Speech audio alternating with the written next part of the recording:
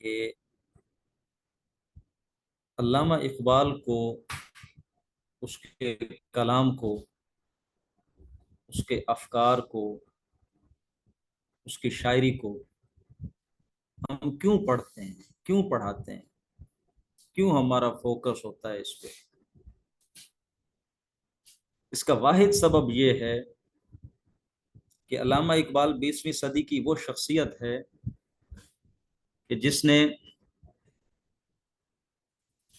باوجود اس کے کہ وہ خود پڑھے ہوئے تو تھے کالجز اور یونیورسٹیز کے، لیکن قرآن مجید کے ساتھ جو ان کو شغف تھا، جو ان کو التفات تھا، جو ان کو ربط تھا، جس طرح مضبوطی سے انہوں نے قرآن پاک کو پکڑے رکھا، جو ان کو تمسک حاصل تھا، اس کی وجہ سے اللہ تعالیٰ نے اس مرد درویش پر یہ احسان کیا،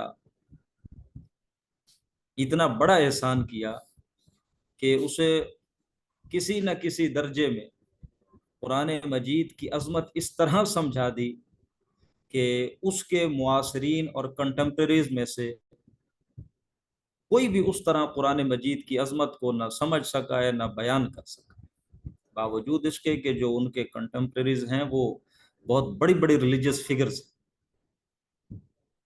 قرآن مجید کی عظمت جس طرح اقبال نے سمجھی اور جس طرح اقبال نے بیان کی، اس کی مثال 20ویں صدی کے کسی اور آدمی کے ہاں نہیں ملتی۔ ہاں جی، میں پھر اپنی بات کو دوہرا دیتا ہوں، ہم اقبال کو اس لیے پڑھ رہے ہیں کیوں کہ اس شخص نے قرآن مجید کے حوالے سے، بلکہ یوں کہیے کہ قرآن مجید کی عظمت اور قرآن مجید کا صحیح پیغام جس طرح اللہ رب العزت نے واشگاف لفظوں میں، کیٹاگوریکل انداز میں قرآن کے اندر بیان کیا ہے، اقبال نے اسے اپنی شاعری کے اندر آسان الفاظ کے اندر، یعنی ہم اردو سپیکنگ لوگوں کے لیے اس کو بہت خوبصورتی کے ساتھ واضح کیا۔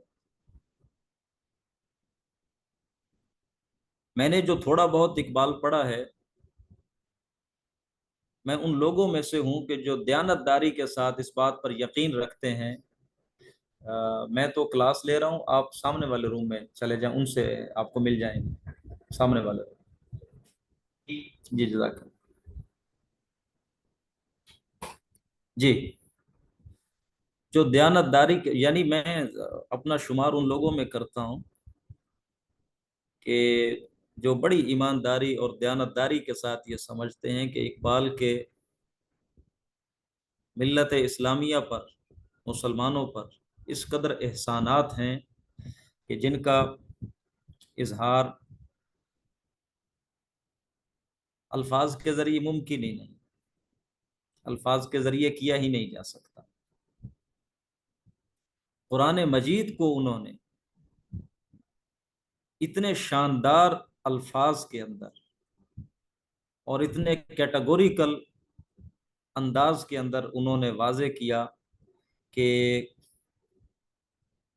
آپ کو اس کی مثال اور کہیں نہیں ملے۔ میں اپنے اس دعوے کی تائید میں دو دلیلیں آپ کے سامنے رکھتا ہوں کہ اقبال نے قرآن کا پیغام کس طرح ملت کو دیا ہے۔ خود علامہ اقبال فرماتے ہیں، گلشن راز جدید میں ان کے یہ اشعار آپ کو ملیں گے، فارسی کے اندر ہیں وہ الفاظ، وہ اشعار، میں آپ کے سامنے ترجمہ رکھوں گا شعر پڑھ کر۔ اقبال مناجات کر رہے ہیں، اللہ رب العزت سے فرماتے ہیں گر دلم آئینہ بے جوہر است، پر بحرفم غیر قرآن مضمر است، پردہ ناموس فکرم چاک کن، ان خیاباں راز خارم پاک کن، روز محشر خار رسوا کن مرا، بے نصیب از بوسہ پاکن مرا۔ اللہ سے اقبال عرض و نیاز کر رہے ہیں، کچھ باتیں کر رہے ہیں، مناجات کر رہے ہیں، فرماتے ہیں گر دلم، اگر میرا دل آئینہ بے جوہر است، ایسا آئینہ ہے جس میں کوئی خوبی نہیں، اگر میرا دل ایک ایسا آئینہ ہے جس میں کوئی جوہری نہیں ہے، کوئی خوبی نہیں ہے، بیکار ہے، اگر ور بہر فم غیر قرآن مضمر است، اور اگر میرے حروف کے اندر، میرے کلام کے اندر، میری شاعری کے اندر، میری باتوں کے اندر قرآن کے سوا کچھ اور ہو، ور بہر فم غیر قرآن مضمر است، اگر میرے حروف میں قرآن کے علاوہ کچھ اور مضمر ہو، تو پردہ ناموس فکرم چاک کن، یہ جو میری ناموس کا پردہ بنا ہوا ہے، اے اللہ تو اسے چاک کر دے، اسے پھاڑ دے، اسے ختم کر دے، یعنی میری ناموس، میری عزت کا پردہ، یہ جو دنیا مجھے حکیم الامت کہتی ہے، فلسفی کہتی ہے، دانشور کہتی ہے، دنیا کے بڑے بڑے لیڈر مجھے بلاتے ہیں، مجھ سے دنیا کا مستقبل ڈسکس کرتے ہیں، تو یہ میری جو ناموس کا پردہ بنا ہوا ہے دنیا میں، میری عقل کی، میری فکر کی، میری دانش کی ناموس کا پردہ، اسے چاک کر دے اگر میں نے قرآن کے سوا کچھ اور کہا۔ ان خیاباں راز خارم پاک کن، آپ کا یہ جو گلستان ہے دنیا، اس میں تو پھر میری حیثیت ایک کانٹے کی سی ہے، تو اس کانٹے کو اٹھا کر باہر پھینک دیجیے۔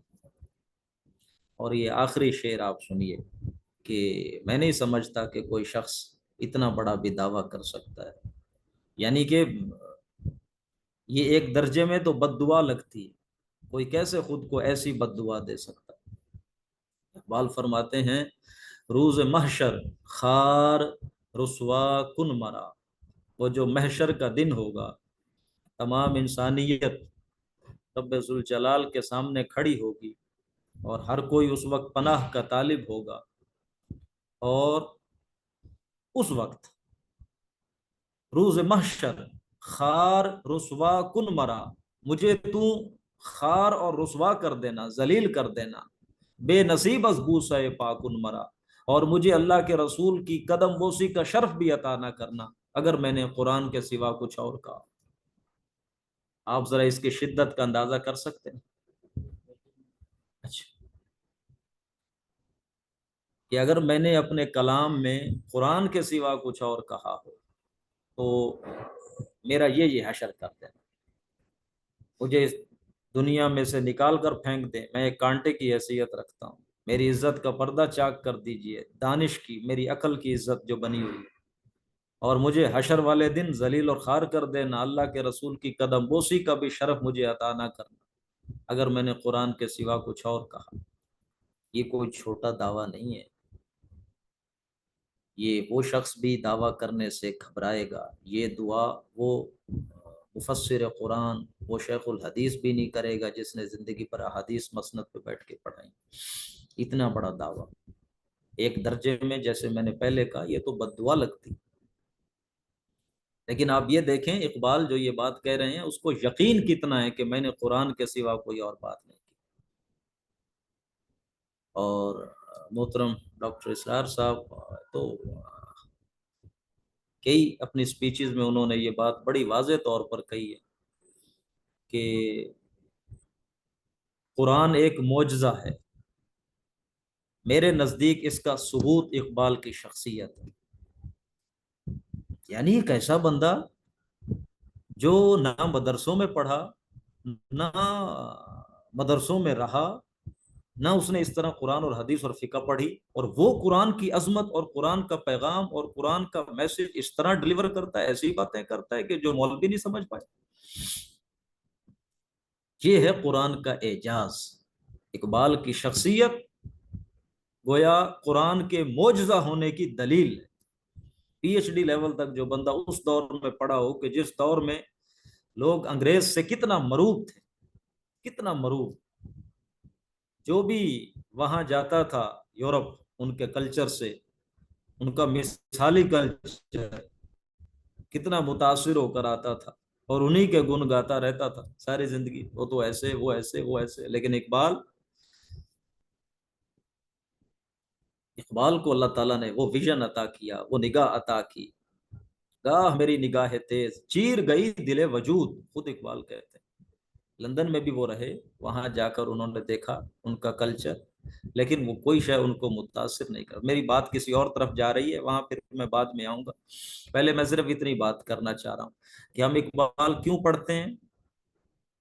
اس لیے کہ اس نے قرآن کا پیغام بیان کیا ہے، اور اس موجودہ دور میں، جدید دور میں، جدید علوم کے پس منظر میں، اور یہ جو ویسٹرن ماڈرن ڈیموکریٹک سویلائزیشن ہے، اس کی جو بنیادیں لوگ اٹھا چکے تھے، اس مغربی تہذیب کے جو ستون تھے، جو اس مغربی تہذیب کی انٹیلیجنشیا تھی، ان کی طرف سے جو فکر پھیلایا جا رہا تھا، جو نظریات بھلے وہ کسی بھی سطح کے ہوں، سوشل لیول کے ہوں، پولیٹیکل لیول کے ہوں، اکنامک لیول کے ہوں، اقبال نے قرآن کے پس منظر میں ان کی بڑی خوبصورت وضاحت کی ہے اور بڑی زوردار جاندار ان پر گرفت کی ہے، نقد کی ہے۔ اس لیے ہم اقبال کو پڑھتے ہیں، اور بلکہ اقبال کے ہی کچھ اور اشعار آپ کو سناؤں جس میں اقبال خود بتلاتے ہیں کہ میں نے کیا کام کیا۔ اقبال کا کہنا ہے، اب یہ جو میں آپ کو شعر سنانے لگا ہوں، اس میں اقبال اللہ کے رسول صلی اللہ علیہ وسلم سے مخاطب ہے۔ اقبال کہتے ہیں، من اے میر امم دادستو خواہم، میں، اے میر امم، امتوں کے میر، امتوں کے سالار، امتوں کے قائد، یعنی اللہ کے رسول صلی اللہ علیہ وسلم۔ من اے میر امم دادستو خواہم، میں تو اپنے کام کی داد آپ سے آ کر وصول کروں گا۔ جو کام میں نے اس اپنی زندگی میں کیا ہے یا کر رہا ہوں، میں اپنے اس کام کی داد اے اللہ کے رسول آپ سے آ کر لوں گا۔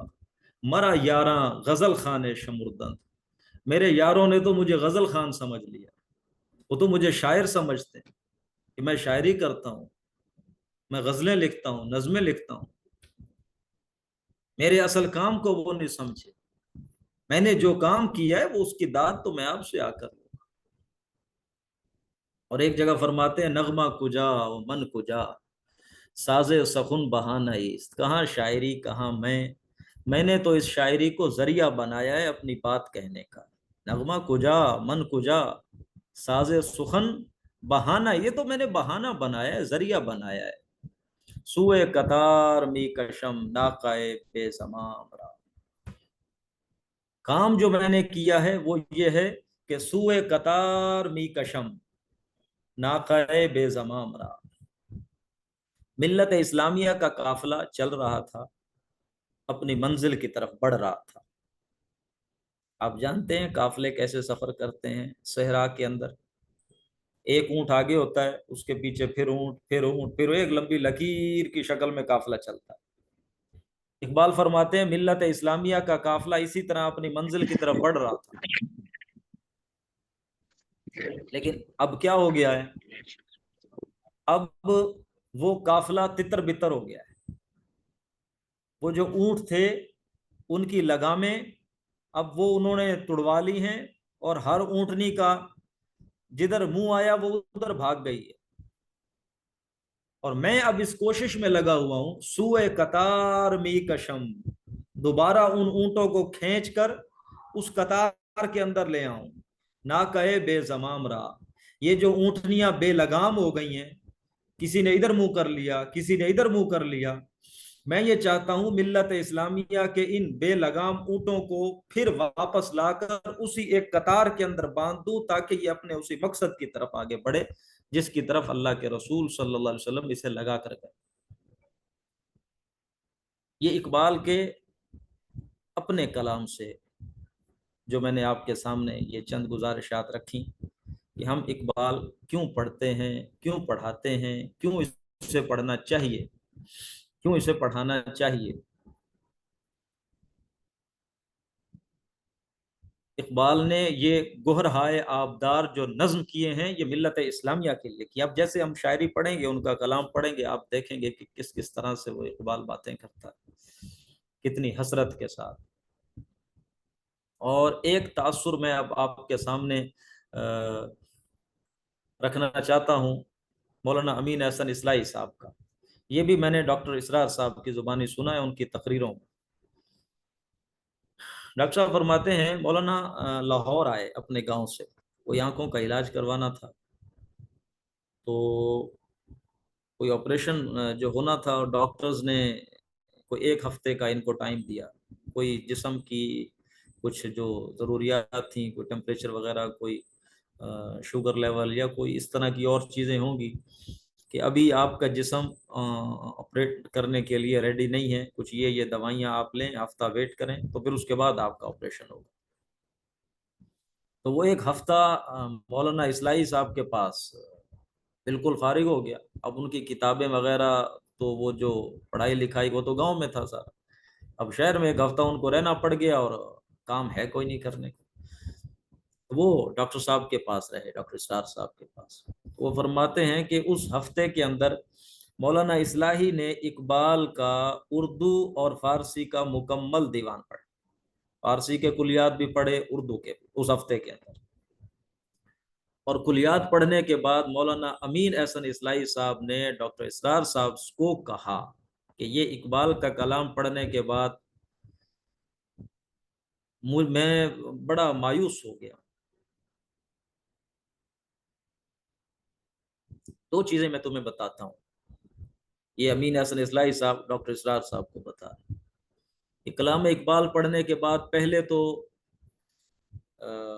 جو بات ہے وہ یہ، پہلا تاثر میرا کہ قرآن مجید کے کچھ مقامات ایسے ہیں کہ جن کے بارے میں میرا یہ زوم تھا، میرا یہ خیال تھا کہ ان کی تفسیر جو میں نے کی ہے وہ اور کسی مفسر کو اللہ نے اس کی سمجھ عطا نہیں کی۔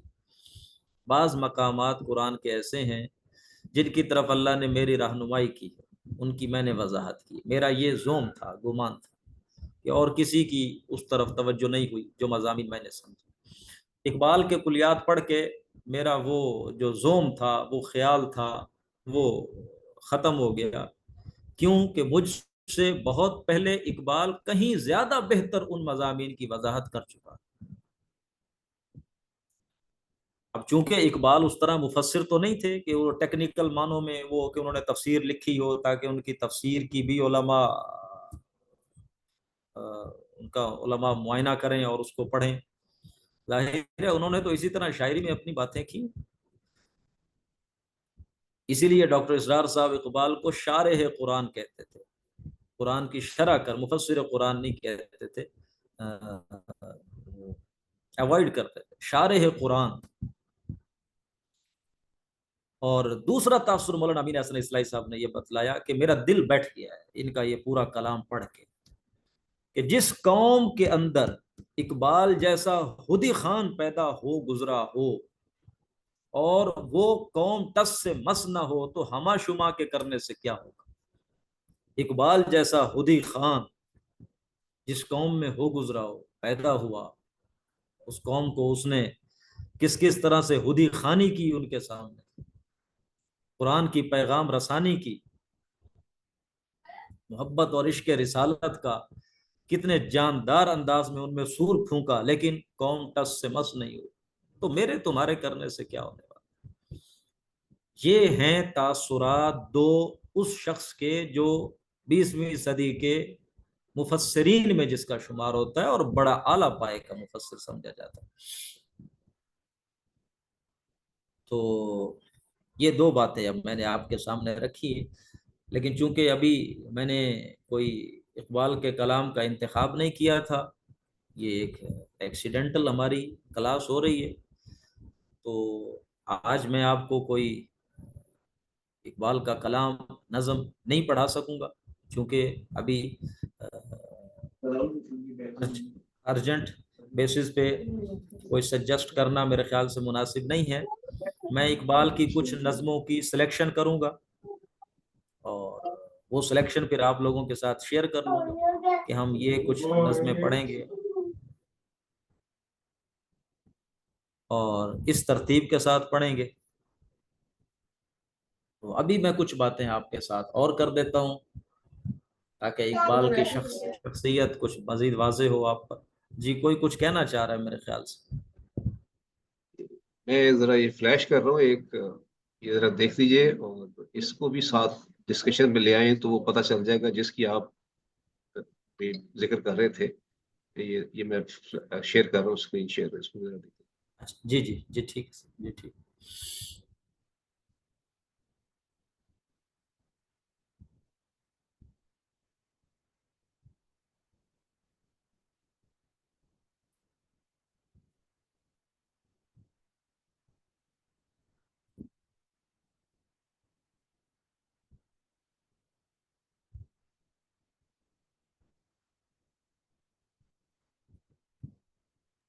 جی آپ کو نظر ہاں آ رہے جی ہیں؟ جی جی بالکل نظر آ رہے ہیں۔ یہ ایک ربائی ہے سر، علامہ اقبال کی، یہ ہر شخص دیکھ رہا ہوگا، تو میں اس ربائی کی وضاحت کر دیتا ہوں۔ ظفر صاحب کہہ رہے ہیں جی میں حکم کی تعمیل کرتا ہوں سر، آپ سارے اس کو دیکھیں جی ربائی۔ اچھا بلکہ یہ اس ربائی کی ایکسپلینیشن اور اس کی ڈیٹیل اور اس کی وضاحت آپ کے سامنے رکھنے سے پہلے میں کچھ تھوڑا سا اس ربائی کا بیک گراؤنڈ بتا دوں سر، اگر اجازت ہو۔ جی بالکل، یہ بالکل یہ یہی تو میرے خیال میں جی سر اسی سے ساری بات سمجھ آئے گی کہ اس کا بیک گراؤنڈ بہت انٹرسٹنگ ہے۔ ہاں جی، یہ جو ربائی ہے یہ دراصل اقبال نے لکھی تھی، لیکن اس کو ایک شخص نے جب پڑھا، اس شخص کا نام رمضان بتایا جاتا ہے، روایات میں اس کا نام رمضان آیا ہے، اور وہ کوئی اسکول ماسٹر تھا یا کوئی اس طرح کا، میں اب صحیح طرح سے مجھے یہ بات نہیں یاد کہ وہ اس کا مشغلہ کیا تھا، جی اسکول پروفیشن کیا ٹیچر، جی اسکول تھا۔ ٹیچر تھے، صحیح۔ ہاں جی اسکول ٹیچر تھے رمضان۔ انہوں نے جب یہ اس ربائی کو سنا تو گویا ان پر حال کی کیفیت آ گئی، ایک وجد کی کیفیت آ گئی یہ ربائی بار بار پڑھنے سے، اور انہوں نے اقبال کو خط لکھا کہ یہ جو ربائی ہے یہ آپ مجھے دے دیں، اور آپ کی اجازت ہو تو آپ کی یہ ربائی میں لے لوں۔ اقبال نے اس خط کا جواب دیا کہ جی بالکل، شاعر کا تو کلام ہوتا ہی اسی لیے ہے کہ، اور بڑی دلچسپ بات یہ ہے کہ علامہ اقبال نے اسے اپنے کسی بھی کلیات میں شامل نہیں کیا، یعنی اقبال نے جب یہ ربائی اس اسکول ٹیچر رمضان کو جب دے دی تو پھر اپنے کلام میں اسے اقبال نے شامل نہیں کیا۔ بس اتنا ہی مجھے تو اس کا پتا تھا، اس کے آگے اس کوئی میں مزید اور بات۔ ہاں ایک اس پہ مزید یہ آتا ہے کہ کہتے ہیں کہ مجھے پتا ہوتا تو ان کے ساتھ ایک اور دوست تھے، وہ رش کر رہے تھے کہ انہوں نے اتنا آسانی سے تمہیں دے دیا، میں اپنی زندگی کا سارا اثاثہ، ساری جائیداد دینے کو تیار ہوں یہ اگر وہ ان کو دے دیتے۔ اور پھر ہاں جب انہوں بالکل نے، ان کی جب یہ مودگی ہوئی تو انہوں نے کہا کہ یہ میرے ایک ماتھے پہ یہ لکھنا، یہ جو الفاظ ہیں، اور مجھے اس طریقے سے دفنانا، اور آج بھی ان کی قبر جہاں پہ ہے اس کے کپڑے پہ یہی والی چیزیں لکھی ہوئی ہیں۔ بالکل ٹھیک بالکل ٹھیک بالکل ٹھیک۔ تو اس کا ترجمہ پڑھ لیں جی، ترجمہ تو لکھا ہوا ہے، میں ذرا کچھ تھوڑی اس کی، اب مجھے مزید میں نے وضاحت کیا کرنی ہے، لیکن چلو بہرحال کچھ لفظ آپ کے سامنے رکھتا ہوں۔ اقبال فرماتے ہیں تو غنی از ہر دو عالم من فقیر، بلکہ یہ قرآن مجید کی اس آیت کا ترجمہ ہے جسے اقبال کہتے ہیں کہ قرآن مجید کی عظیم ترین آیت، اقبال سورۃ فاطر میں جو آیت آئی ہے قرآن مجید کی، اس آیت کو پورے قرآن کی عظیم ترین آیت کہتے ہیں. یہ اس کا ترجمہ ہے ایک درجے میں. وہ آیت کیا ہے؟ یا ایھا الناس انتم الفقراء الی اللہ، اے لوگو تم سب کے سب محتاج ہو، فقیر ہو اللہ کی بارگاہ. اللہ هو الغنی الحمید، اور اللہ غنی ہے، بے پرواہ ہے، بے نیاز ہے، اسے کوئی احتیاج نہیں ہے، اسے کوئی ضرورت، کوئی غرض نہیں ہے، اور تم سب کو غرض ہے، تم سارے محتاج ہو، فقیر ہو. یہ گویا کہ اس آیت کا ایک منظوم ترجمہ ہے، خوبصورت ترجمہ ہے.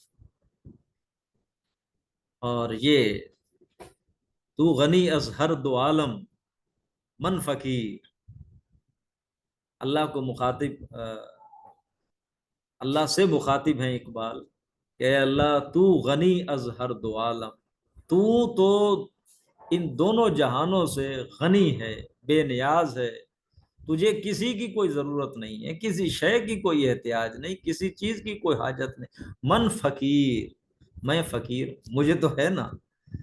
تو غنی ہے لیکن میں تو فقیر ہوں، مجھے ضرورت ہے. تو کیا کرنا؟ روز محشر عذر ہائے من پذیر، جب حشر کا میدان سجا ہوگا اس دن جو میں عذر کروں گا، بہانے بناؤں گا، تو وہ میرے بہانے قبول کر لینا. ہاں جی، تو میرے بہانوں کو ریجیکٹ نہ کرنا. گر تو بینی نہیں، یہ برل کچھ الفاظ ٹھیک نہیں لکھے ہوئے. ور حسابم رات تو بینی ناگزیر، یوں ہے صحیح. ور حسابم رات تو بینی ناگزیر، اور اگر تو نے میرا حساب لازماً لینا ہی ہو، میرے بہانے اگر تو نے ریجیکٹ کرنے ہوں، واقعتاً مجھ سے پوچھ گچھ کرنی ہو، میرا حساب لینا ہو، تو لیکن پھر میری ایک شرط ہے. حساب ٹھیک ہے تو مجھ سے لے لینا، لیکن از نگاہ مصطفیٰ پنہاں بگیر، مصطفیٰ میرے رسول کی نگاہوں کے سامنے، ان کو مجھے ان کی نگاہوں کے سامنے نہ وہ کرنا کہ وہ کیا کہیں گے کہ میرا امتی ہے اور اس نے یہ میری بات نہیں مانی، میرے ساتھ بے وفائی کی.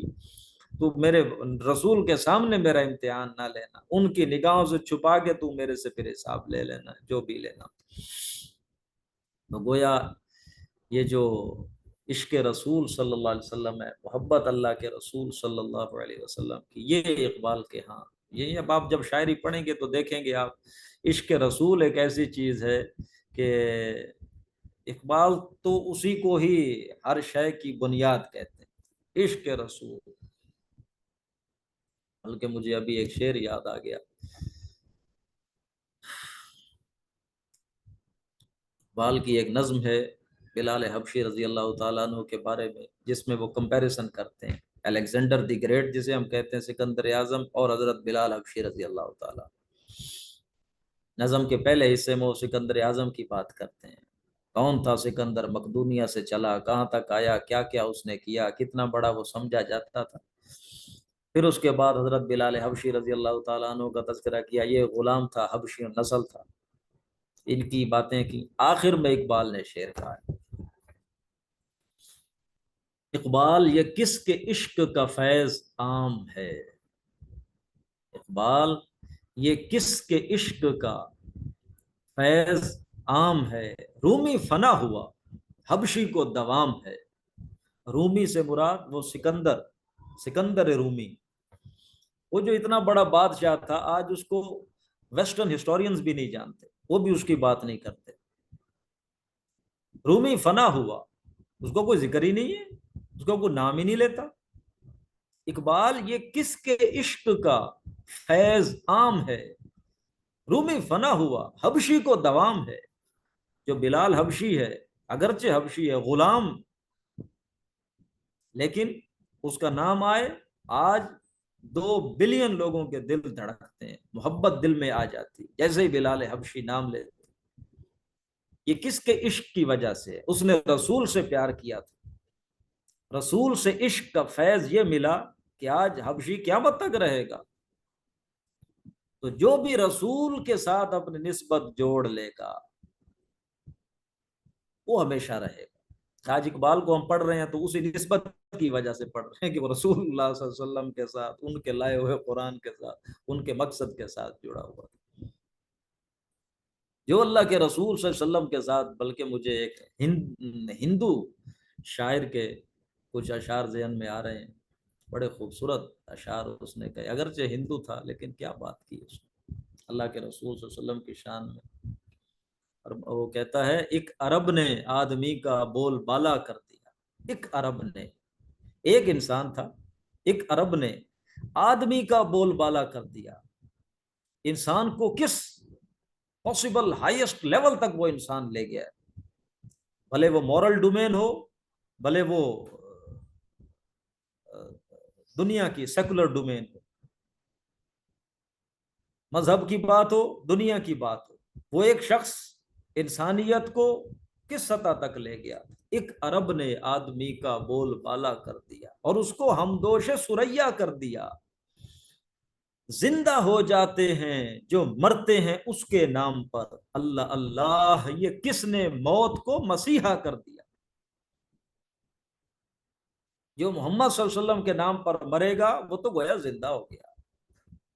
یہ عجیب شخص تھا، اس نے موت کو مسیحا کر دیا، اس کے نام پہ مرنے والا زندہ ہو جاتا۔ یہی بات اقبال نے کی تھی، اقبال یہ کس کے عشق کا فیض عام ہے، رومی فنا ہوا حبشی کو دوام ہے۔ تو اب میں ایک اور بات آپ سے کر دوں ضمناً، وہ بات بھی میرے ذہن میں آ گئی جو میں پہلے بھی اس طرف میرے خیالات کی جو رو ہے ادھر جانے لگی تھی جب میں وہ بات کر رہا تھا کہ اقبال نے قرآن کا پیغام پہنچایا ہے، کہ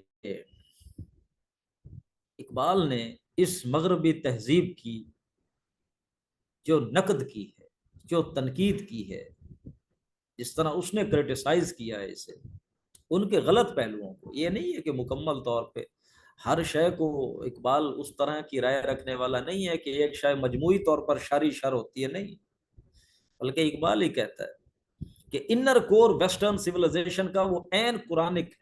یہ اقبالی کے الفاظ ہیں ان کے reconstruction of religious thought in Islam, inner core of the western civilization is Quranic. اب اس کی وضاحت پھر کبھی کریں گے، ابھی جو میں بات کر رہا ہوں وہ صرف یہ، اقبال نے تنقید کی ہے بہت زور سے مغرب کا جو سماجی اور معاشی اور سیاسی نظام، اس میں جو خرابی ہیں اس پر اقبال نے بڑی تنقید کی۔ یعنی میں یہ بتانا چاہ رہا تھا، جو باتیں میں نے آپ کے ساتھ کی تھی، کہ اقبال جب واپس آیا تھا یورپ میں جا کر، پہلی بات تو یہ ہے کہ جب وہ یورپ گیا ہے تو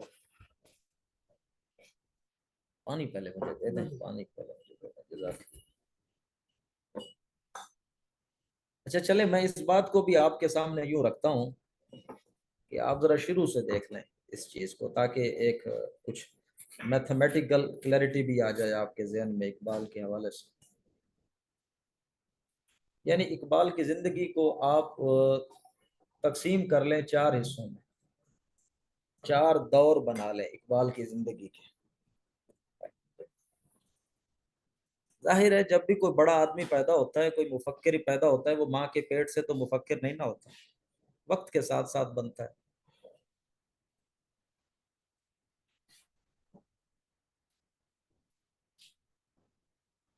ایک سپون دیجئے گا سر، سپون۔ اقبال پیدا ہوا ہے 1977 میں، قائد اعظم سے 1 سال چھوٹے تھے۔ 1977 سے لے کر 1977 سے لے کر آپ 1905 تک، یہ اقبال کی 1877 1970 نہیں، ہاں 1938 میں تو فوت ہو گئے تھے۔ سوری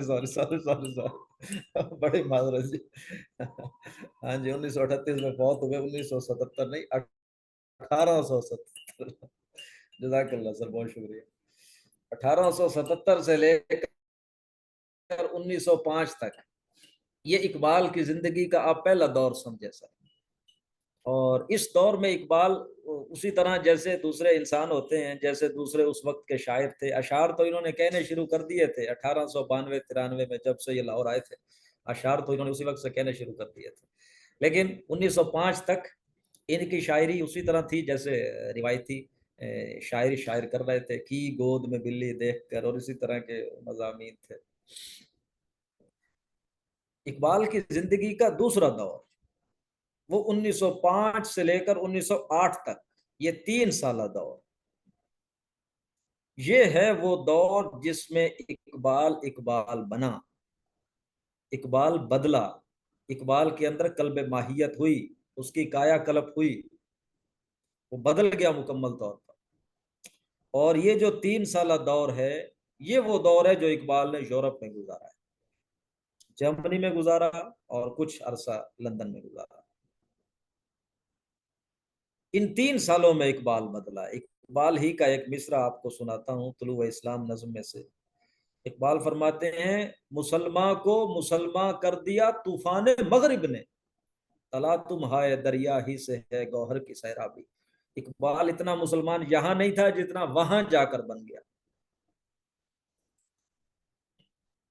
مسلمان کو مسلمان کر دیا طوفان مغرب نے۔ اب یہ بھی ایک فطری بات ہے، نیچرل ری ایکشن ہوتا ہے۔ اقبال وہاں گیا، وہاں جا کے رہا، اور جو اس نے چیزیں وہاں جا کر دیکھیں، جس طرح اس کے اندر یہ ری ایکشن ہوا، وہ اسلام کی محبت اس کے دل و دماغ کے اندر رچ بس گئی۔ شعلہ جو تھا، وہ ایک چنگاری جو تھی جس پہ خاکستر پڑی ہوئی تھی، وہ چنگاری بھڑک کر شعلہ بن گئی۔ ان کی ابتدائی تربیت اور کردار سازی میں تو چونکہ یہی قرآن تھا، اپنے گھریلو ماحول معاملات جو سارے تھے، وہاں جا کے جب الہاد کی وہ سطح دیکھی تو وہ چنگاری بھڑک کر شعلہ بن گئی۔ اور پھر وہ اقبال کو جس کیفیت سے گزرنا پڑا ہے وہاں رہتے ہوئے، وہ خود کہتے ہیں ایک جگہ پہ، عذاب دانش حاضر سے باخبر ہوں میں۔ عذاب کہہ رہے ہیں، عذاب دانش حاضر، یہ جو آج کل کی دور کی دانش ہے، انٹلیکٹ ہے، یہ عذاب ہے۔ عذاب دانش حاضر سے باخبر ہوں میں کہ میں اس آگ میں ڈالا گیا ہوں مثل خلیل۔ یہ تو آگ ہے نری جس میں مجھے ڈال دیا گیا ہے، جیسے حضرت ابراہیم کو آگ میں ڈال دیا گیا تھا، مجھے بھی یہ جو دانش حاضر ہے یہ عذاب ہے، مثل خلیل مجھے ڈال دیا گیا اس میں۔ اور جیسے اللہ تعالیٰ نے حضرت ابراہیم کو وہاں سے نکال لیا تھا آگ سے، اللہ اقبال کو بھی آگ سے نکال کر لے آئے۔ اور پھر جب اقبال واپس آئے ہیں تو ایک بندہ مومن کا دل لے کر آئے ہیں، قلب مومن کا دل لے کر آئے ہیں۔ اور پھر انہوں نے آ کر جو تنقید کی ہے،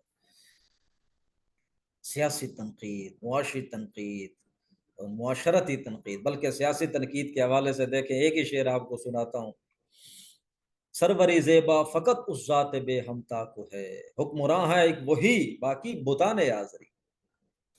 حکومت اسی اللہ کو زیب دیتی ہے، سروری زیبا فقط اس ذات بے ہمتا، حکمران تو وہی ہوگا، باقی بتان آزری۔ یہ کہاں سے لے کر آئے ہو تم تصور پاپولر ڈیموکریسی کا، کہ عوام حاکم ہوگی، عوام حکومت کرے گی، عوام کے نمائندے حکومت کریں گے؟ حکومت صرف ایک اللہ کو زیب دیتی، سروری زیبا فقط اس ذات بے ہمتا کو ہے۔ اور جو اس دور میں یہ تصور ابھرا تھا ڈیموکریسی کا، نیشنلزم کا، نیشن ہوڈ کا جو تصور آیا تھا، وطنیت کا، اس کی کتنی شد و مد کے ساتھ اقبال نے مخالفت کی۔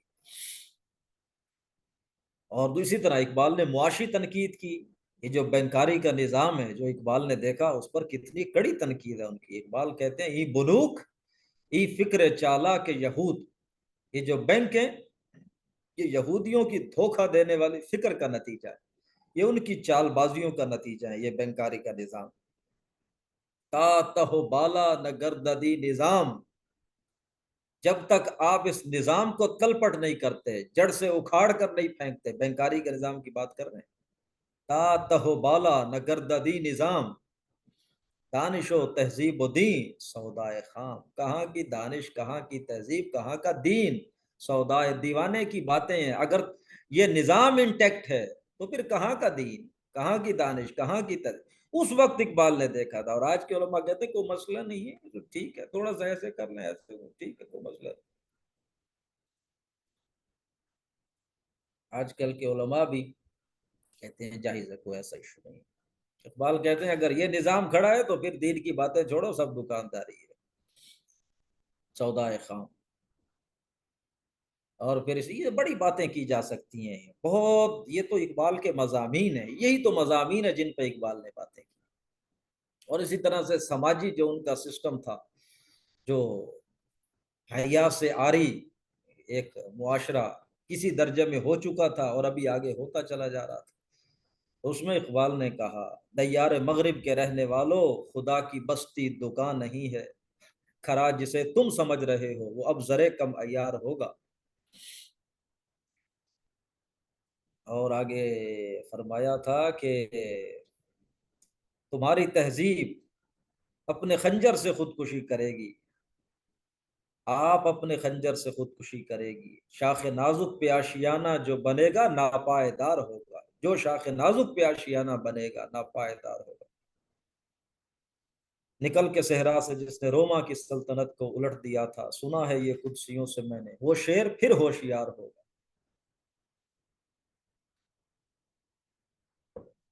تو الغرض کہنے کا مقصد یہ ہے کہ یہ ہماری کلاس ہو گئی ہے انٹروڈکٹری کلاس، جس میں میں نے آپ کے سامنے یہ نقطہ واضح کرنے کی کوشش کی ہے کہ ہم اقبال کو کیوں پڑھتے ہیں، کیوں پڑھیں گے، اور کیوں اسے پڑھنا چاہیے. اس نے صرف دین کی بات کی ہے، دین کے صحیح تصور کی، پولیٹیکل اسلام کی بات کی ہے کہ اسلام صرف مسجد کا ممبر نہیں مانگتا، اسلام حکومت کا تخت بھی مانگتا ہے. اسلام صرف مسجد کے اندر نہیں رہتا، اسلام تو پورے معاشرے کے اندر، بازار میں، تمہاری منڈیوں میں، ہر جگہ رہتا ہے. اور اسلام کو محدود نہ کرو، وہ بلکہ اسلام بہت بڑے مذہبی پیشوا تھے. 20ویں صدی کے آغاز کی بات ہے، میں اب نام نہیں لوں گا ان کا. انہوں نے جب یہ کہا تھا کہ دیکھو ہمیں اپنے انگریز جو ہمارے آقا ہیں، ہمیں ان کو ناراض نہیں کرنا چاہیے، انہوں نے ہم پر بڑی مہربانی کی ہوئی ہے، ہمیں مذہبی آزادی دے رکھی ہے، نماز روزہ عید وغیرہ ہم کرتے ہیں، ہمیں کوئی دقت نہیں ہے، تو لہٰذا یہ مذہبی آزادی ہمیں انجوائے کرنی چاہیے، اور اپنے مالکوں کے خلاف اس طرح کی بغاوت اور یہ چیزیں نہیں ہونی چاہیے، مطمئن اطمینان سے رہنا چاہیے، ہمارے اچھے ہیں ہمارے مالک، انہوں نے ہمیں مذہبی آزادی دے رکھی ہے. تو اقبال نے پھبتی چست کی تھی اس بڑے عالم پر. اب اقبال کا مقام تھا بہرحال، تو اقبال کی تو حیثیت تھی، لوگ سنتے بھی تھے بات. اقبال فرماتے ہیں ملا کو جو ہے ہند میں سجدے کی اجازت، ناداں یہ سمجھتا ہے کہ اسلام ہے آزاد. اس ملا کو سجدے کی اجازت ہے تو یہ سمجھتا ہے اسلام آزاد، اسے پتہ ہی نہیں ہے اسلام کیا چیز. اور اسی طرح ایک بہت بڑے مذہبی عالم نے کہہ دیا تھا کہ قومیں تو وطن سے بنتی ہیں. اقبال نے کیا تنقید کی اس پہ، عجم ہنوز نداند رموز دی ورنہ زدیو بند حسین احمد گل عجمیست، سرود برسر ممبر کے ملت از وطن است، چے خبر ز مقام محمد عربیست، و مصطفیٰ برساں خویش را کے دی ہم اوست، اگر بہو نہ رسیدی تمام بول حدیث. تو یہ مطلب اقبال دین کا وہ تصور دیتا ہے جو عام علماء کے ہاں نہیں ہے، جو روایت پرست علماء کے ہاں نہیں ہے. اسی وجہ سے اقبال کو شعوری سطح پر یہ ہم سے دور کیا جا رہا ہے، اس کو ایز اے سمبل ہمارے ذہنوں سے مٹایا جا رہا ہے، کیونکہ اقبال کا نام لائیں گے تو اس کی تو ساری فکر ہی یہی ہے. میں آپ کو پہلے بتا چکا ہوں، وہ تو دعا کر چکے ہیں، اگر میں نے قرآن کے سوا کچھ اور کہا ہو تو میرے یہ کرتا. تو میرے خیال سے میں نے کافی باتیں کر لی ہیں، وقت آپ کا ہو چکا ہے. کوئی آپ لوگوں کی طرف سے ایڈیشن ہو، کوئی کمنٹ ہو، کوئی کوشچن ہو، یا کوئی میرے منہ سے بات ایسے نکل گئی ہو، اس کی اصلاح کر دیں. نہیں ماشاء اللہ جی، بہت زبردست. ان کے اقبال کے تو بہت ماسٹر پیس ہے. جیسے جاوید نامہ سے گزرنے کا اتفاق ابھی ہوا ہمارے اسی فورم پہ، جو ہے ہمارے ڈاکٹر حبیب الرحمان ناصر 3 نشستوں میں. تو وہ اچھا جو اچھا. چیز ہمارے ذہن میں پہلے کبھی نہیں آئی کہ وہ اتنا بڑے انسان تھے، کہ کیا تخیلاتی ان کا سفر تھا آسمانوں پہ، اور کیا ان کے جاوید مکالمے نام ہیں. جی جی، تو اس کے جاوید بارے میں نامہ اگر آپ کی تو کیا بات کچھ آپ کہنا چاہتے ہیں تو وہ بھی اس ڈسکشن کا حصہ بن جائے. تو ہاں جاوید نامہ تو اس میں تو مطلب یہ ہے کہ اس میں آپ کیا اس کی خوبی بیان کریں گے. جاوید نامہ کے اندر تو جو مضامین اقبال نے باندھے ہیں اور جس انداز سے باندھے ہیں، اور رومی کو جس طرح انہوں نے اس سے ڈائلاگ کروائے ہیں، سر اپنی مثال آپ ہیں یہ اب تو محفل اس پہ تو باقاعدہ پوری ایک نشست بنتی ہے جاوید نامہ کے حوالے سے. جی ٹھیک ہے، لیکن آپ سے ہم سننا چاہیں گے جاوید نامہ کے بارے میں آپ کے تاثرات. اور بشرط یہ وہ جو ہے نا مطلب یہ ہے کہ ہم جو آگے اپنا کلام کچھ سلیکٹ کریں گے پڑھنے کے لیے، مجھے آپ اس حوالے سے تھوڑا گائیڈ کریں کہ جاوید نامہ اگر آپ لوگوں نے پڑھا ہے تو اٹ مینس کہ آپ لوگ فارسی کلام سے آشنا ہیں اور اسے پڑھ سکتے ہیں سمجھ سکتے ہیں. تو آیا میں جو سلیکشن کروں اس میں صرف اردو کلام لوں یا مجھے اجازت ہوگی کہ میں کچھ پرشین کا کلام وہ بھی لے لوں؟ ان کا زیادہ تر تو کلام میرا خیال ہے پرشین ہے تو ان کو نہ انکلوڈ کر کے تو زیادتی والی بات ہے. ہمیں انہوں نے جس طرح پڑھایا اس کی اردو میں ٹرانسلیشن سے گزارا انہوں نے، جس سے فارسی کا ٹیسٹ بھی آنا چاہیے. تو کوئی حرج نہیں ہے اس میں. یہ میرے خیالات ہیں، اگر کوئی اور ویسے صاحب میں اس پہ کہنا چاہیں تو کہہ سکتے ہیں. جی بالکل دوسروں کی رائے آ جانی چاہیے. جی میرے خیال سے جو بہترین کلام ہو، چاہے اردو کا ہو چاہے فارسی کا، اور آپ جو بھی سلیکٹ کریں بہترین ہو، لیکن زبان کی کوئی قید نہ ہو. جی ٹھیک ہے، جی درست چیز بجا فرمایا. کوشش میں اپنی کروں گا کہ جو بہتر ہو سکے اپنے اس فورم کے لیے وہی کلام سلیکٹ کروں.